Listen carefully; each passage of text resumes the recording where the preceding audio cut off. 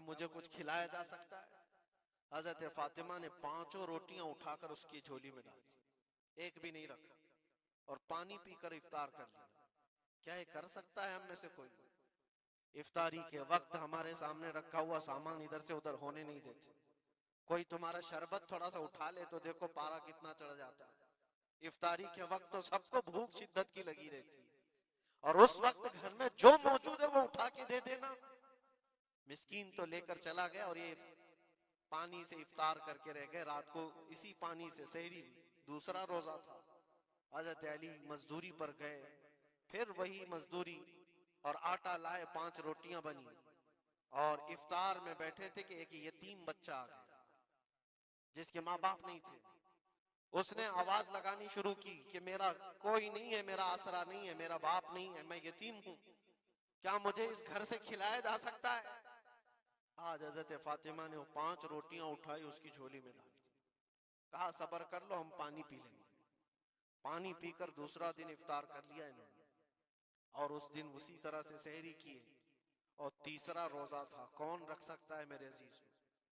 ایک روزہ ہی لوگوں کے لیے کتنا بھاری ہوتا ہے، تیسرا روزہ تھا بغیر کسی چیز کے کھائے ہوئے، اور تیسرے روزے کے بعد پھر مزدوری کی حضرت علی نے، پھر اتنی مزدوری سے آٹا خرید لائے، 5 روٹیاں بنی، اور آج ان کے کھانے کا وقت تھا، افطاری کرنے ہی والے تھے۔ جیل سے چھوٹا ہوا ایک قیدی ان کے گھر کے پاس آیا، قیدی تھا جو برسوں سے جیل کی سزا کاٹ رہا تھا، اچانک آیا اور کہا میں بہت بھوکا ہوں، میرے پاس کوئی اسباب نہیں، کھانے پینے کا کوئی سامان نہیں، اور میں نے اس گھرانے کی بڑی تعریف سنی ہے، یہ اہل بیت کا گھرانہ ہے، کیا مجھے کھلایا جا سکتا ہے؟ یقیناً وہ لجپال گھرانہ ہے، وہ سخی گھرانہ ہے۔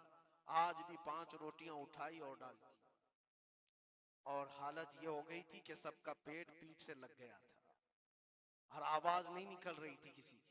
تیسرا دن گزرا تھا، اور اس وقت سب حسنین کریمین طاق میں دبکے ہوئے اندر بیٹھے ہوئے تھے۔ حضرت علی جھکے ہوئے تھے، حضرت فاطمہ بھی وہ سجدے میں تھی۔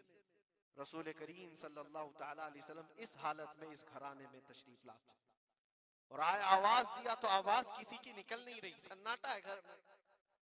دیکھا تو حسنین کریمین جسم پورا لاغر دکھ رہا ہے، دیوار سے دبکے ہوئے بیٹھے ہیں، حضرت فاطمہ الگ، حضرت علی الگ۔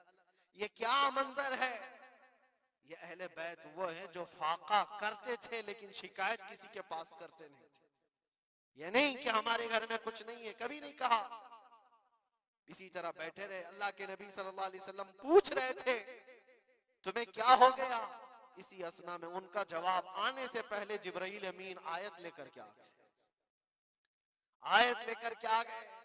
قرآن پاک کی آیت سورہ دہر میں آج بھی موجود ہے۔ اللہ تعالیٰ فرماتا ہے وَيُطْعِمُونَ الطَّعَامَ عَلَى حُبِّهِ مِسْكِينًا وَيَتِيمًا وَأَسِيرًا۔ اے رسول پاک، یہ وہ گھرانہ ہے جو اللہ کی محبت میں کبھی مسکین کو کھلاتا ہے، کبھی یتیم کو کھلاتا ہے، اور کبھی قیدیوں کو کھلاتا ہے۔ اور حضور کو حضرت جبرائیل نے بشارت دی، نہ وہ مسکین گھر پہ آیا تھا، نہ یتیم گھر پہ آیا تھا، نہ قیدی گھر پہ آیا تھا، وہ تو اللہ کا فرشتہ تھا جو اہل بیت کا امتحان لے رہا تھا۔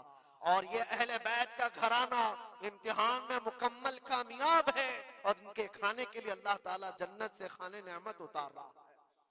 یہ وہ گھرانہ تھا۔ کیا اس صبر کو آپ دیکھ سکتے ہیں بچپن میں جہاں اتنا صبر سکھایا گیا ہو؟ بچوں نے یہ الجھ کر کے کہا ہو کہ ماں کیوں دے رہی ہو روٹیاں، ہمارے لیے بھی تو کچھ رکھو۔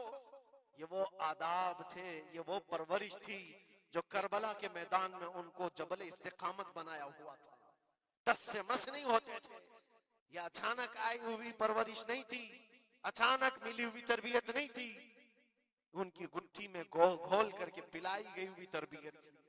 حسنین کریمین کو یہ صبر و استقامت ان کی ماں اور ان کے باپ نے اس وقت سے دیا ہے جب ابھی وہ شعور کی آنکھیں کھول رہے تھے۔